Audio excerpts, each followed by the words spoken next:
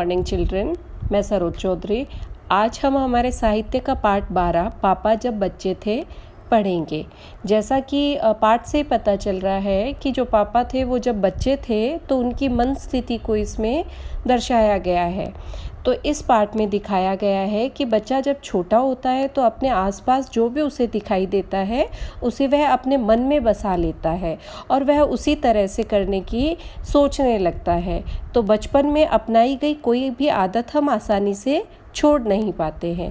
परिणाम यह होता है कि जो बाल बुद्धि होती है वह किसी भी काम को अंजाम दे देती है, चाहे कोई अनर्थ ही क्यों ना हो रहा हो। तो आइए हम पाठ शुरू करते हैं। पापा जब बच्चे थे तो एक दिन उन्हें सर्कस दिखाने ले जाया गया। आप लोगों को पता ही है सर्कस क्या होता है। सर्कस में भयंकर से भयंकर जानवर जो होते हैं वो भी आदमी के इशारे पर उसके कहे अनुसार काम करते हैं।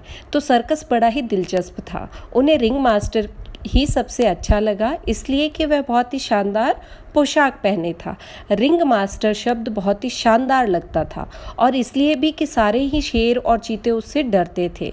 उसके पास चाबुक और पिस्तौलें थी, मगर वह उनका शायद ही कभी इस्तेमाल करता था। जानवर मेरी आंखों से डरते हैं, उसने अखाड़े में ऐलान किया। मेरा सबसे बड़ा हथियार मेरी आंखें ही है। कोई भी जंगली जानवर किसी आदमी को अपनी आंखों के आगे देखने से डरता है। और सच ही है, जैसे ही वह शेर की तरफ देखता, शेर स्टूल पर बैठ जाता, पीपे पर उछलकर चढ़ जाता, मरा होने का नाटक तक करता। और यह सब इसलिए कि वह आदमी की निगाहों को झेल नहीं पाता था। बैंड बाजे का शोर हुआ, हर किसी ने तालियां बजाई और रिंग मास्टर की तरफ देखा। उसने दिल पर हाथ रखकर चारों तरफ झुककर दर्शकों का अभिवादन किया। यह सब बड़ा ही शानदार था। नन्हे पापा ने फैसला किया कि बड़े होकर वह भी रिंग मास्टर बनेंगे। उन्होंने सोचा कि वह शुरुआत किसी ऐसे जानवर को सिखाकर करेंगे जो ज़्यादा जंगली न हो। आखिर पापा अभी भी बच्चे ही थे।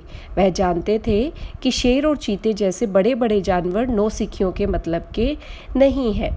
उन्होंने तय किया कि वह कुत्ते से शुरुआत करेंगे और 100 भी ज़्यादा बड़े कुत्ते से नहीं, क्योंकि वहाँ कुत्ता तो लगभग छोटे शेर जैसा ही होता है। इसलिए उन्होंने अपनी ज़रूरत के अनुसार एक छोटे कुत्ते को ट्रेन करने के बारे में सोचा। जल्द ही उन्हें अपने मतलब का कुत्ता मिल गया। पापलोवो पोसाद में एक छोटा सा पार्क था। अब वहाँ एक काफ़ी बड़ा पार्क है, मगर यह सब बहुत पहले की बात है। दादी पापा को पार्क में घुमाने ले जाया करती थी। एक दिन पापा खेल रहे थे और दादी बेंच पर बैठी पढ़ रही थी। पास ही एक बेंच पर सुंदर कपड़े पहने एक महिला बैठी थी, जिसके पास एक कुत्ता था। महिला भी पुस्तक पढ़ रही थी। कुत्ता बहुत छोटा था तथा सफ़ेद रंग का था और उसकी बड़ी बड़ी काली आंखें थी। उसने अपनी बड़ी बड़ी काली आंखों से नन्हे से पापा की तरफ मानो यह कहते हुए देखा, उफ, मुझे सीखने की कितनी साध है। ए लड़के, तुम मुझे सिखा दोगे ना? आदमी की आंखों की निगाह को मैं झेल नहीं सकता। और नन्हे पापा कुत्ते को सिखाने के लिए उसकी ओर बढ़े।